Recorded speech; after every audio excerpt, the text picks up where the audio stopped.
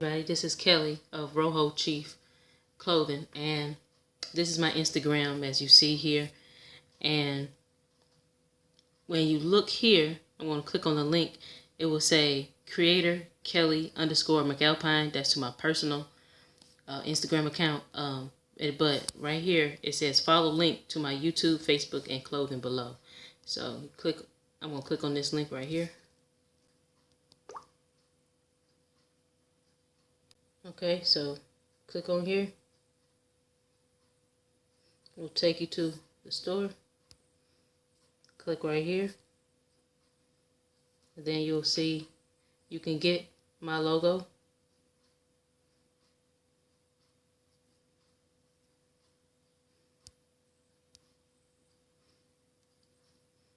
As you see here, it's a dress. Or you can get it on a hoodie.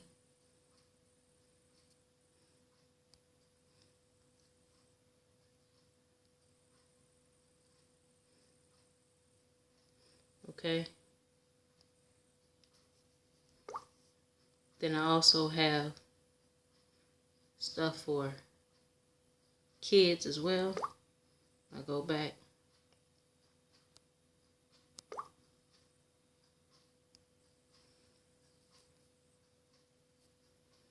So as you see, that's kids. Then going to baby. For toddler. Got baby bodysuits.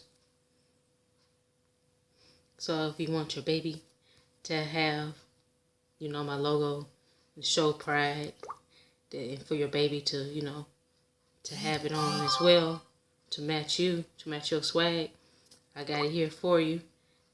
As well as I also have shirts, hoodies, also and polo shirts for men. Like you see here, it's a t-shirt, come in various sizes. I even have long short shirts as well. They're all different various sizes, different various colors. So yeah, so please, drop by my Instagram, check me out. Okay, so now I'm going to go ahead with the content.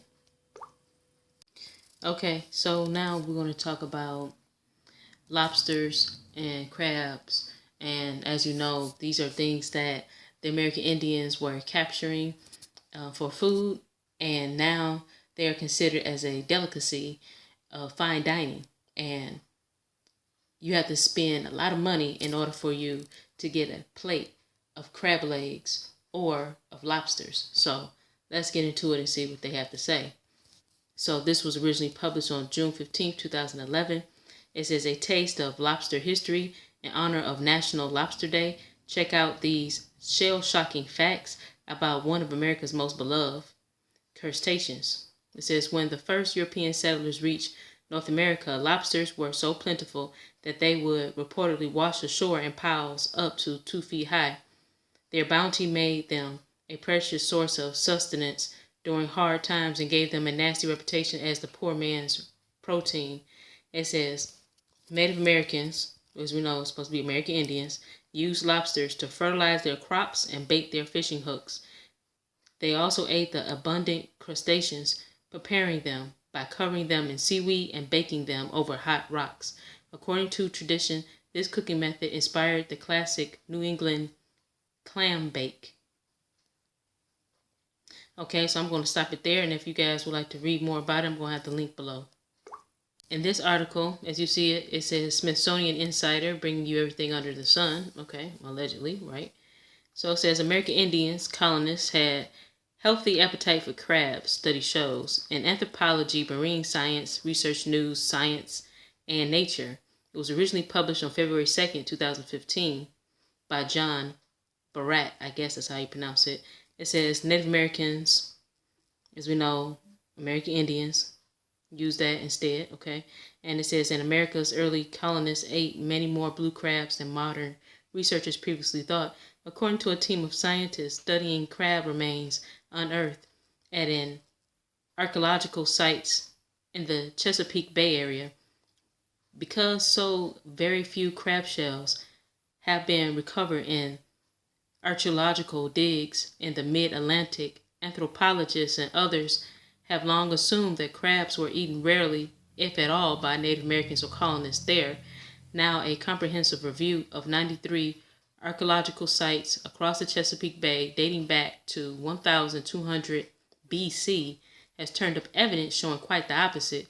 I don't feel confident saying crabs were consistently a dietary staple for Native Americans, which we know American Indians, but they are found in so many different sites across so many different time periods that we know it's supposed to be American Indians, and the colonists were clearly eating them, says Torben Rick, an anthropologist at Smithsonian's National Museum of Natural History.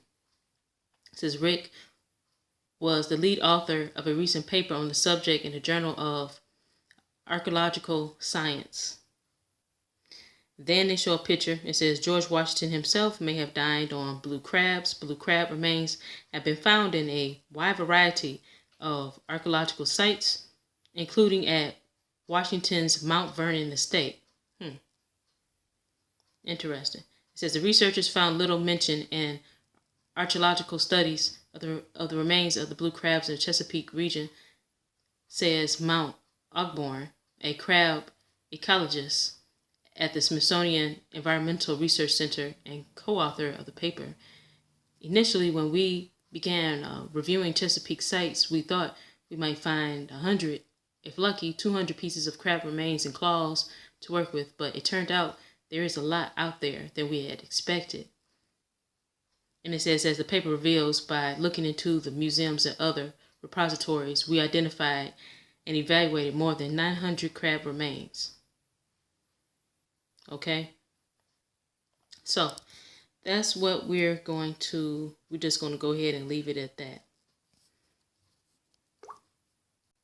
Okay, on this website here, it's talking about Eastern Woodland people. And it says Eastern Woodland hunters.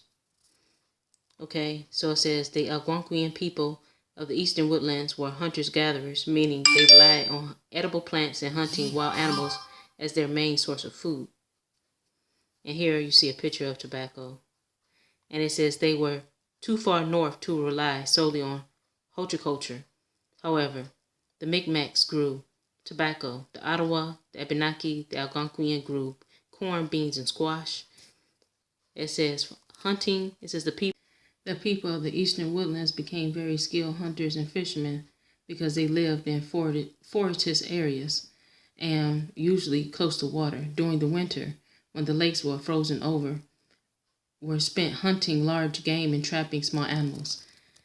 In summer months, they will focus a lot on their timing of fishing and will hunt too. In the fall and winter, most of the families moved, following the animals that they needed to hunt because there were a lot of snowfall in the area.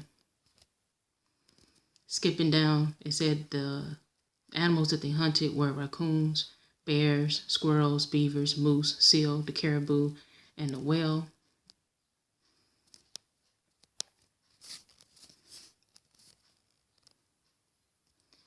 Then you see a man here. He's in a canoe and he's hunting.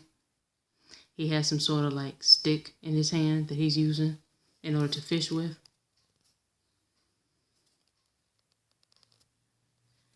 And then, as you see here, it's lobsters, it's clams.